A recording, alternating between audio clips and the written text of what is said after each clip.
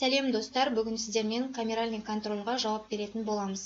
Камеральный контроль бұл бізде білместікпен доходты аз жазып қойған кезде, немесе доходты әдейі азайтып, налогты аз төлеу мақсатымен жазған кезде келеді. Яғни сіз доходты жасырған кезде камеральный контроль келеді. Сонымен біз ең алдымен кабинетке кіреміз.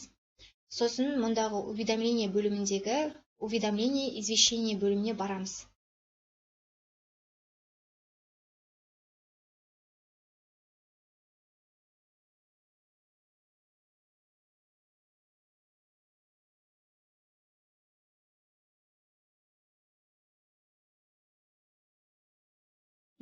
Найти батырмасын басамыз.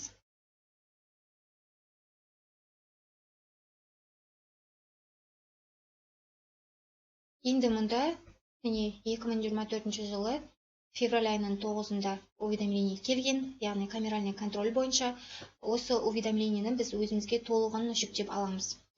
Яғни ол уведомлениеге баратын болсақ,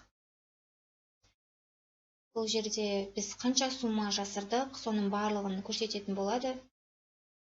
2023 жылдың декабрь айында келген болатын бұл уведомление жіберілген. Сонымен осылай барлығымен танысамыз уведомлениенің барлық беттерін қарап. Міне қараңыздар, яғни камеральдық контроль бұл 2022 жылмен, яғни 2022 жылдың бірінші жарты жылдығымен екінші жарты жылдығы аралығында келген. Екі жарты жылдықта да жаңағы камеральный контроль келіп тұр. Енді кабинетке барамыз. Журнал форумда, яғни найти батырмасын басамыз. 2022-ның бірінші және екінші жарты жылдығын көреміз.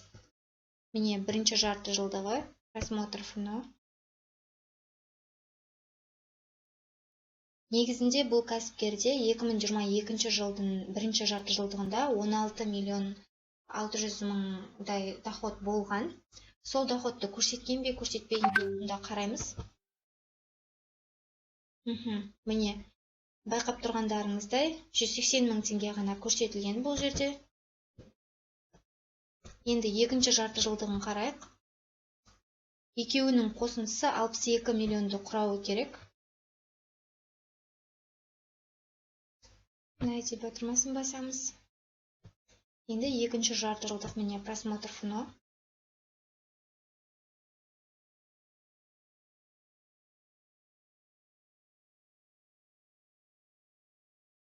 Екінші жарты жылдықта 45 миллиондай доход болу керек бұл кісіде. Енді қарайық. Өкінішке орай бұл кісі бұл кезде де 300 мың теңгені көрсеткен екен. Өте аз етіп. Солайша біз 2022 жылдың бірінші және екінші жарты жылдығына камеральный контроль бойынша доходты толықтырып енгізетін боламыз. Енді біз ол үшін мұнда настройки бөліміндегі настройка списка форумға барамыз. Енді бұл жерде біз міндетті түрде сол уақыт аралығында болған доходтарды нақтылап алуымыз керек. Яғни қанша тиынына дейін, қанша барлығын көруіміз керек. Яғни бұл кісі СФ арқылы доход көрсетті ма, яғни доход СФ арқылы түсті ма, немесе кассовый аппараттан чек басып отырды ма, сол бойынша бүкіл жаңағы ақпараттарды доход бойынша анықтаймыз. 2022-ні таңдаймыз, яғни бізге 2022 жыл бойынша келген 910. Ең алдымен бірінші жарты жылдыққа тапсырамыз. Енді мұнда полугодие деген жерге бір. Бухгалтерлік учетты қажет етпейді, не ведет. Вид декларации деген жерде камеральный контроль келген кезде мұнда дополнительное по уведомлению дегенді таңдаймыз. Енді номер дата уведомление, бұл жерге номер деп тұр. Оны уведомлениеден қараймыз. Міне номер бұл бізде мұнда көрсетіледі. Копировать. Мұнда орналастырамыз. Енді дата, яғни қай кезде келді бұл уведомление, оны тоже уведомлениеден анықтайсыз. 2023 декабрь 5 күні, міне 2023 январь, декабрь, міне 5 декабрь 5, және де Қазақстан азаматы болса резидент Республики Казахстан, ал Қазақстан азаматы болса нерезидент дегенді белгілейміз. Доход бұл кісіде 180 мың теңге ғана көрсетілген, ал негізгі общий доход ол 16 миллион 868 мың 251 теңге болған. Яғни біздегі общий доходтан жаңағы 180 мың теңге көрсетіп қойған доходты алып тастаймыз да мұндағы қалған сумасын жазамыз.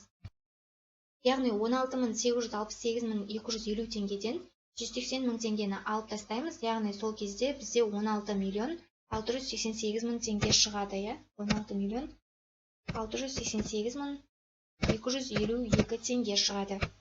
Енді бұл сізде наличный, безналичный соған байланысты енгізетін боласыз.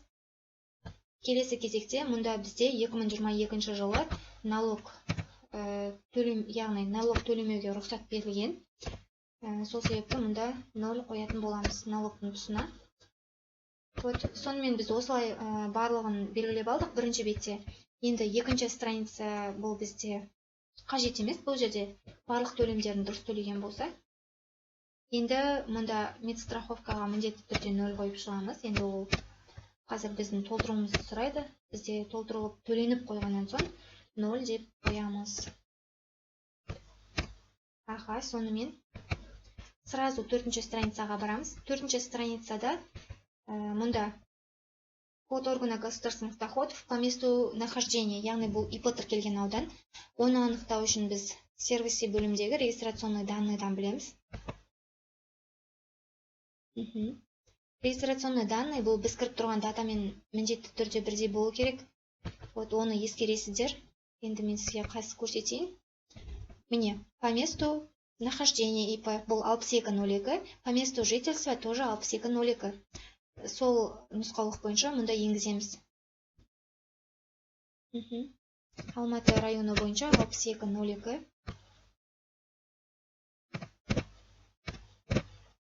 Міне, Алматинский район. Мұнда тоже Алматинский район. Сонымен барлығын белгілеп алдық. Мұнда проверить заполнение. Ошибок нет. Окей. Енді отправить в ОГД деп эрцамен қол қоятын боламыз. Міне, 910 формада бірінші жарты жылдық 2022 жылдың 6202 коды бойынша мұна форманы жібересіз бе деп тұр. Окей. Енді осы жерде РЦА вариантын белгілеп қол қоятын боламыз.